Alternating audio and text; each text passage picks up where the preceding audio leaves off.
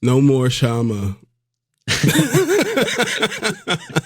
Hi there, fight fans. My name is Kian Lang here with Calf Kick Sports, and I'm very happy to say that today we're breaking down UFC 320, and for once, I'm not alone. I'm joined by the man himself, Jermaine Event from Maine on MMA. Thank you very much for being with me today, brother. How are we doing? Pretty good, Kian. I'm doing pretty good. Happy to be back. You know what I'm saying? I posted my The Rock video. Like, finally, I've come back. You know what I'm saying? I had to post that. But yeah, it's good to be here. Good to talk about UFC 320. You know, it's a good day. It's a great card as well that we've got to talk about. I mean, we've been on a heater recently with the pay-per-views in the UFC. It feels like going back to like UFC 314. The cards have been producing, and I got a feeling that this one is going to be no different. I mean, from top to bottom, it's a great card. What are your thoughts on it?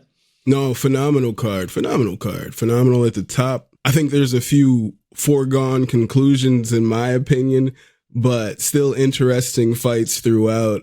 Honestly, yeah, there's one fight in this main card that I think is the most interesting, but we'll talk about that in a little bit here. I got a feeling we're thinking the same thing on that one. Maybe in the light heavyweight division. Yes, definitely.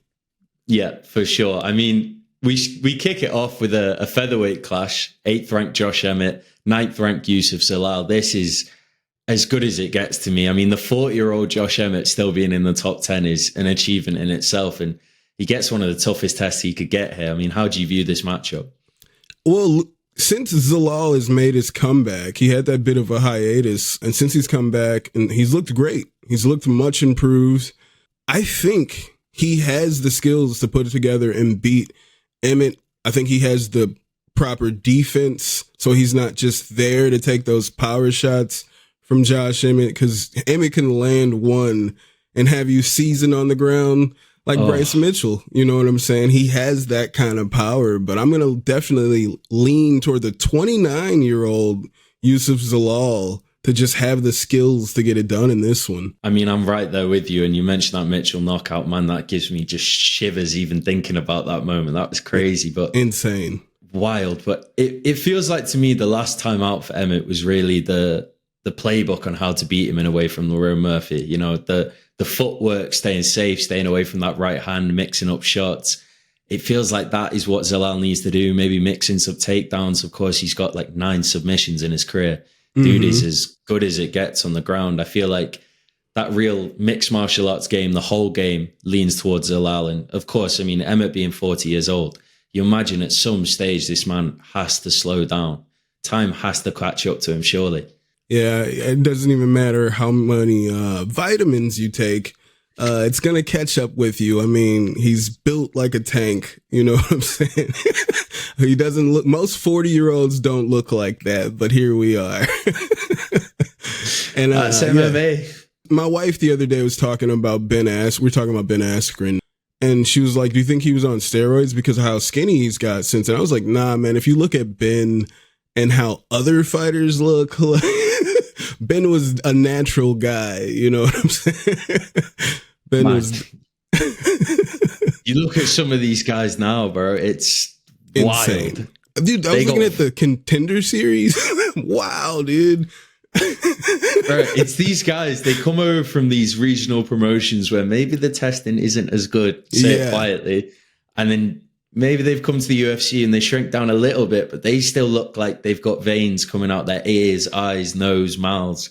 I mean, they are jacked to the reins, man. Dude, it's crazy. Like, I definitely lean Zalal as well as you. I mean, I feel like a lot of the discourse going into this one is how they both survived Ilia Topuria. That feels like the crowning achievement that people are giving both these guys. And in a way, it does speak to the toughness. I mean, Josh Emmett, albeit Yair submitted him not long ago, but that Ilia fight, this guy is as hard as it gets to put away, isn't it? It feels like if Zalal's going to get it done, it's either on the ground or it's via decision.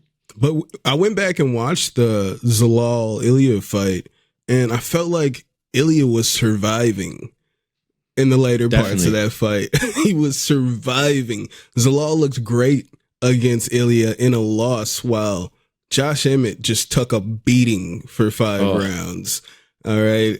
It's Bull versus Matador, and the Matador won. But Zalal looked great in a loss, and he's looked great coming back. I think this is his run to a title fight. I think he's on his way. I mean, it's just another part of an incredible featherweight division. It's picking up heat. I mean, all the guys that are coming through, like Gene Silva, Diego Lopez. Hopefully we get Arnold Allen back soon for my own what's going on with Arnold Allen? I love Arnold Allen. Dude, that's my guy. I miss that man so much. Hopefully we get him back in a cage this year.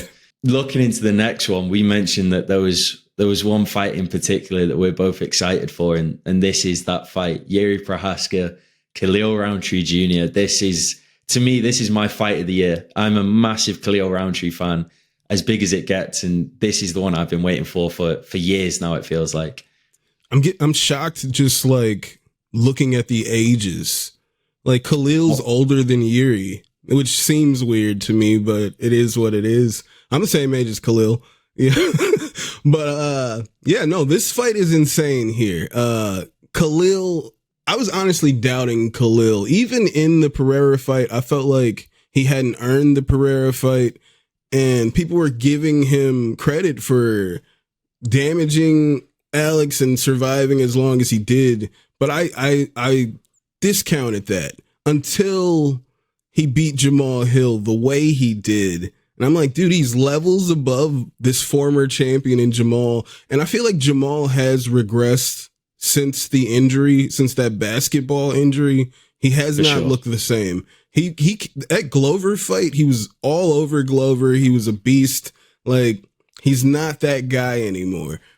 It is what it is. It's life. But Khalil really showed me something in that fight, that he's got the patience. He's got the technique. He's always had the power. And that's what makes it really interesting against Jiří Procházka, because Jiří's so unpredictable with his striking. They're both going to come forward. You know what I'm saying? I think more so Jiří, while Khalil's going to look to counter and just be smart with his movements here. I think the leg kicks are going to be a nightmare for Jiří.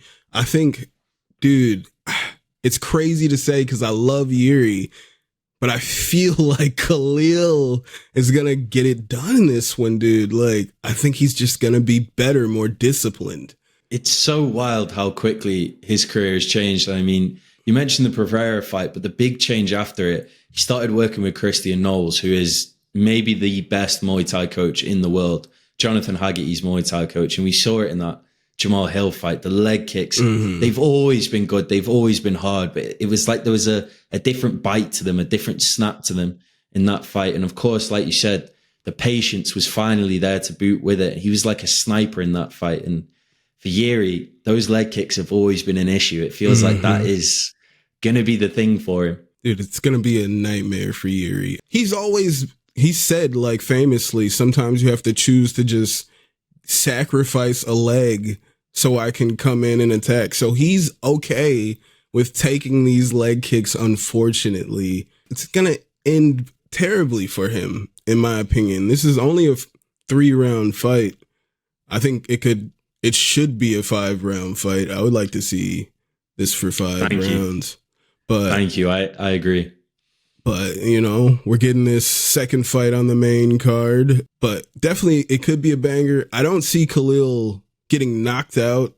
Like, he's very tough. I don't see him getting finished from Jiří. I think, this is Khalil's fight to lose here. I think he's going to go in there and just be the better fighter all around. And I think we saw it with that Jiří. I mean, a lot of the talk going into this is the elbows of Jiří, because, of course, you know, what happened with Johnny Walker against Khalil and Inion Kutalaba. But, I mean, that was a long, long time ago. And in that Jamal Hill fight, Jiří, don't get me wrong, his head movement was improved a bit, but it was still hands low and he was still getting clipped quite a lot. And like you said, there's a difference between Jamal Hill and Khalil Rountree. Khalil Rountree hits like a Mack truck. I mean, if you catch him clean, you got a feeling that this could end really badly for Jiří. Yeah. And even if Jiří did have slightly improved movement, the way Hill throws from weird angles, and I don't know, his punches are just weird. Like his striking looks weird. So yeah, even that improved movement against Hill won't look the same against Khalil. It won't look the same against Alex. Like, it won't look the same against Magomed. Like, I love that Jiří has not even called for a fight with Magomed. He's not even mentioned that name. He wants no part of that. But yeah, this could be a crazy fight, dude. Yeah, I'm glad I'm not the only one that noticed that. I didn't want to call him out before, but he definitely does not want the smoke with Ankalaev. I think, look at the division. It feels like it's almost more exciting for the division if we get Khalil as well. You know, like Jiří, whatever happens in the main event that we'll get to, he's already fought Alex twice. Like you say, he definitely doesn't want the Ank matchup. We've seen that. Khalil, it's something different. It's something new. Maybe if Alex wins, of course, it's a rematch. But with Ank, it just feels like a more intriguing matchup to me as well. Yeah, it's definitely a more intriguing match with Ank. I feel like Alex is on his way out. We can talk about that later. But yeah, I'd much rather see Khalil Ankalaev is interesting to me. You know, I want to see that fight. Jiří, I don't know. He's got an interesting background. I was looking into some of his fights, and it's kind of showing up in these bigger moments. But yeah, it's crazy that dude, like you said, he's 3 years younger, I think, and he's got like 17 more pro fights than Khalil. I think that's another thing. There's a lot of wear and tear on that guy's body, and some alleged staged fights. But on the record, you know, let's not forget that part. Alleged, of course. Yeah. We're just being alleged. Nothing proven, but look pretty conclusive. But yeah, a crazy card order if it is official. Of course, they like to change it like the day before sometimes. But we're seeing Abu Magomedov taking on Joe Pyfer, the 14th ranked Magomedov in the middleweight division. This is a very intriguing matchup to me. Magomedov is, I said it to you before we jumped in the recording, he's like a conundrum. He's so big for the division. 78-inch reach for the division is huge. Yeah, that's insane. It's wild. I mean, he's got the frame of like a heavyweight. He's got great grappling. He's got slick submissions we saw against Bruno Ferreira, but it's just that gas tank. Can that gas tank survive for more than 5 minutes, which so far it's looked pretty spotty past the first round? Yeah, it's looked pretty spotty. But he still, I'd say even in his losses, those are good names. Just Sean Strickland and Caio Borralho. Those are great names for the UFC. Yeah, he's sick, dude. I didn't realize 78-inch reach. Honestly, that's nuts. Wild. I think he's definitely the overall better mixed martial artist than Joe Pyfer. Pyfer does have that one-punch knockout power. But, yeah, if it goes to the later rounds, honestly, do we trust Joe Pyfer's, gas tank? I don't trust Joe Pyfer's gas tank. I think this fight could get really sloppy after the first round. And, maybe we get, a terrible decision. That's what I feel like could happen. Or Magomedov has improved his gas tank and utilizes the grappling, maybe tires out Pyfer early on and then gets a knockout in the second. But I would definitely lean Magomedov in this fight. Yeah, I think he's just the overall better fighter, and they both have terrible gas tanks, in my opinion. I mean, we're right on the same side again, 3 from 3. I agree. I mean, that Kelvin Gastelum fight, it kind of showed what Joe Pyfer is in a way. First round looks great, knocks him down, and then he sort of just stopped in the second round. The activity stopped, the pressure stopped, the strike stopped, and then in the third round, he was kind of clinging on again. I mean, Kelvin Gastelum was coming on strong, and in many people's eyes, it was a very close fight. And it just speaks to Joe Pyfer. If he can put it all together, he could be special. Like you said, the athleticism, the power is special. It's elite, but there's not much to go behind it. And I agree that Magomedov feels like the more well-rounded mixed martial artist, and I think he gets it done here. He's got more ways to win, man. And we've seen it in just how big he is. You know, I feel like if Pyfer doesn't get that knockout that in the first round, he's going to lose confidence in himself. You know what I'm saying? As you're saying, the activity slowed down after he didn't get the finish after that big moment. And yeah, I just don't see it for Joe getting it done in this one. that leads us into the 2 title fights, the co-main, the main event, what this card is built around. First of all, Merab Dvalishvili taking on Cory Sandhagen. This is just, what a matchup this is. I mean, Merab has just been on a tear. His last 6 fights, he's beaten Jose Aldo, Henry Cejudo, Poatan, Sean O'Malley twice, and Umar Nurmagomedov. That's 5 UFC champions and Umar. And the only person that really put up a decent fight was Umar. Domination in all those other fights.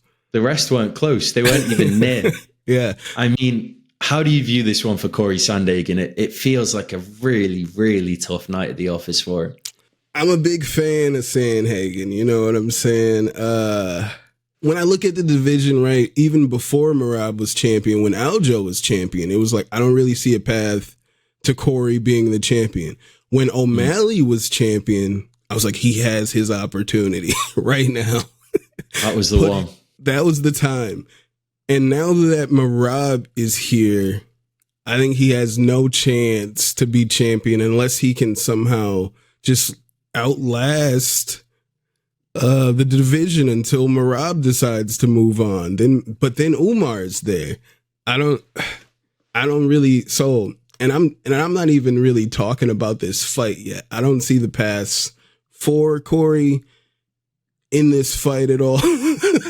Like, I think if, you know what I'm saying, like in a perfect world for Cory, Merab just stays standing, doesn't attempt any takedowns, doesn't put the pressure on him and just strikes. You know what I'm saying? Stands in a phone booth in a perfect world, but that's not going to happen. He's going to he's going to have that look on his face like, you know, like he's drowning, that 1,000-yard stare. It's going to happen. I think he might even get finished. Merab has gotten better with his submissions. He wants to do damage a little more while he's in these clinch positions. When he's on the ground, I think he's just going to put too much pressure on Cory. Cory got subbed by Aljo, like in the first round. I haven't seen him really go through something that he's going to go through here with Merab. This is something most people can't prepare for. And even after O'Malley felt it once, came back, he did worse the second time. So I don't really see this going too well for Cory Sandhagen. I mean, it's the scary thing about Merab. We mentioned all the fights that he'd had before the title and the domination that he had. Like, Poatan fight was one of the wildest ones I've ever seen for how good Jan is. He got destroyed in that fight. And now Merab is getting better. Mm-hmm. I mean, it's just... And you mentioned the Aljo fight. You took him down in a minute and slept him out cold with a choke. And the Umar fight, which was a domination, it feels like the method is either a flying knee for Sandhagen or it's going to be 25 minutes of pure domination because Merab just gets better as the fight goes on. It would be amazing if he hits that flying knee. You know, it'd be the only flying knee knockout I ever would like in the UFC. Just as a Wisconsin guy, I always hated the Ben Askren knockout from Masvidal. I always hated it, and they kept playing it. But anywho, Cory Sandhagen's flying knee knockout, that is his only chance. But unfortunately, I don't really see Merab shooting in for too many double legs or anything like that. He wants to get you up against that fence, all right, and drag you to the ground. Not too many double legs. I don't see him putting himself in the position. I mean, fortunately for Cory Sandhagen, he's 5'11", and Merab's 5'6", so he probably doesn't even need to jump to just land a knee on that chin. He does have that advantage there, slight 2-inch reach advantage, but yeah, I think it's just gonna be too much. It's gonna be too much for him. He's been there and done it, hasn't he? I mean, he just gets better every fight. That Umar fight was the one where it felt like, okay, this is the time where we might see this guy fall. And once again, his cardio is just, I don't know what that guy does in the gym, but whatever he does a lot of it because his cardio is just insane. And you haven't, like, Aljo's cardio doesn't look like that. They're supposed to be like training partners, but dude, nobody has the cardio like Merab, dude. Merab doesn't fade. Like, it's 5 rounds of nonsense. I think it's the best in UFC history. I don't think we've ever seen I mean, guys can do it in the striking like a Max Holloway, who can strike for 5 rounds and throw 1,000 strikes, but wrestling and grappling and picking a guy up and him getting back up and you drag him back down like that Petr Yan fight, guys can do that for like 2-3 rounds most of the time at best. He goes for 7-8 probably if he wanted to. It's wild. You got to be somebody great like Khamzat Chimaev to do these kinds of things. Shout out to Khamzat. Heck of a way. And it brings us to the main event of the evening. Your guy, Magomed Ankalaev, taking on Alex Pereira. Big Ank in the rematch. I think the first fight was one of the more surprising ones to most fans. You know, people went into it looking like if Ankalaev gets the takedowns, that's going to be his method. Takedowns. And it feels like people kind of overlook the striking at times. That's not how he fights.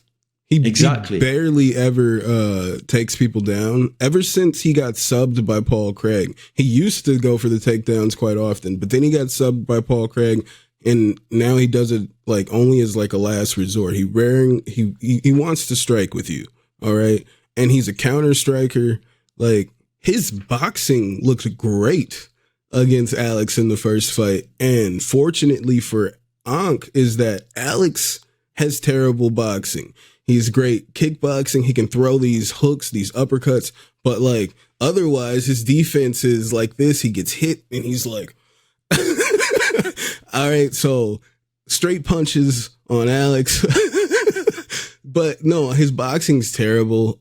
He looks pretty hesitant because there could be a takedown because he's fighting Ankalaev, but I don't think the threat is there. And he was able to stuff anytime Ank did start to come at him. He was able to stuff all that. He was even able to trip out Ankalaev, which if you were able to do that, why not throw some strikes? Like, I don't know, like trip him, punch him in the face, dude, do something. But nope, he was just content with surviving in there, it seemed like. And now he's shooting movies, Alex Pereira, in the middle of this camp.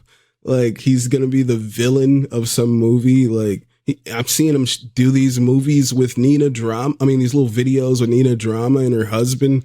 I don't see Ankalaev doing any of this nonsense. He's training. He's ready to fight Alex. And I don't know if the motivation is there for Alex. I didn't see the urgency in the last fight. I think Big Ank is going to make it look easier this time.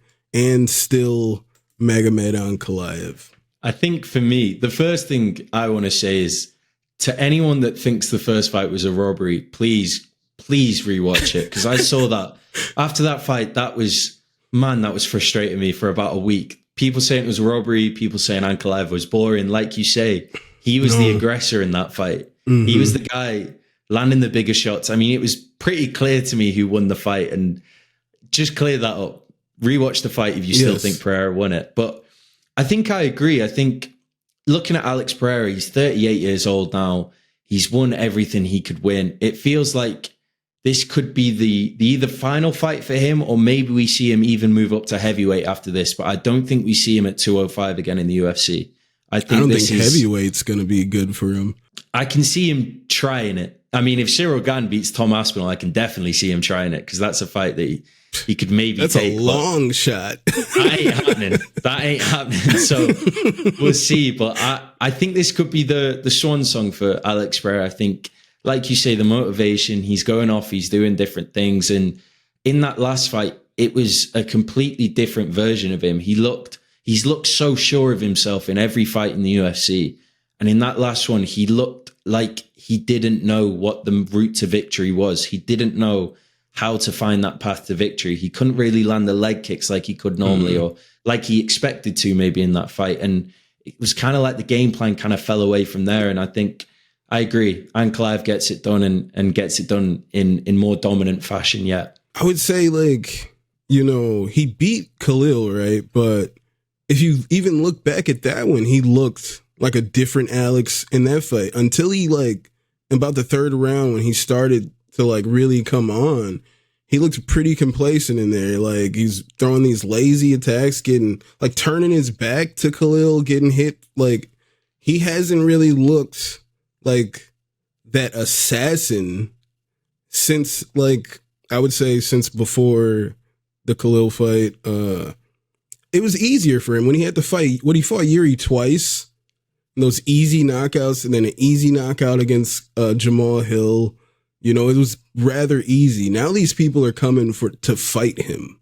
You know, it's not what he's expecting. He's not just getting those quick knockouts. So, yeah, his motivation doesn't seem to be there, in my opinion, but hopefully it is there come the night of this fight. I would love to see him put up more of a challenge. This should be the fight we want it to be, but he seemed a little worried, and maybe that's just where he is right now.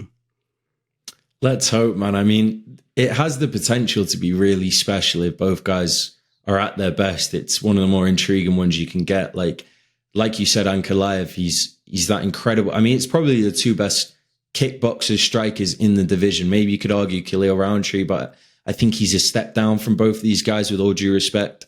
Mm-hmm. It could be great. It's just, are we going to get the Alex Pereira that knocked out Israel Adesanya and knocked out Jamal Hill and knocked out Jiří twice? Are we going to get that version, or are we going to get the Alex Pereira that stood there for 25 minutes and looked kind of lost last time out? We'll see. I'm hoping we get the Alex that got knocked out by Israel Adesanya. That's what I'd like to see. Be wild if it happens, man. It would be wild if that happened. Yeah, he'd be a superstar if he knocks out Alex. He would be an instant star. Especially, I can't even imagine what Ali would say on his Twitter afterwards, because I'm assuming that is Ali. It's got to be Ali. It has to be Ali. Magomed doesn't speak English too well, and it's always this like slang trash talk. Like, it's got to be Ali. Let's see. I mean, Ankalaev versus Khalil, that's what I'm expecting next after 320. It's a great card, top to bottom. Thank you very much for joining me today, man, and going through this. It's been a real pleasure for me. Yeah, it's been dope. To the people at home, if you enjoyed, leave a like, leave a comment, subscribe to the channel, follow this man, Main on MMA, on Instagram, and let us know your thoughts in the comments. I mean, bold predictions, picks for the co-main, the main. I'm sure there's going to be some Pereira people in the comments that are going to give us some. I'm expecting that. I'm preparing myself for that. So have at it in the comments. We're ready for it. No more Shama.